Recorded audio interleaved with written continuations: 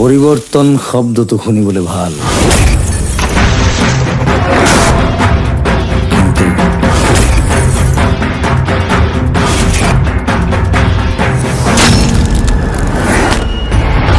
এদিন মৰমেই মোক ৰত্নাকৰৰ পৰা বাল্মীকি সজাইছে, আৰু আজি মৰমৰ কাৰণে আকৌ এবাৰ বাল্মীকিৰ পৰা ৰত্নাকৰ হম।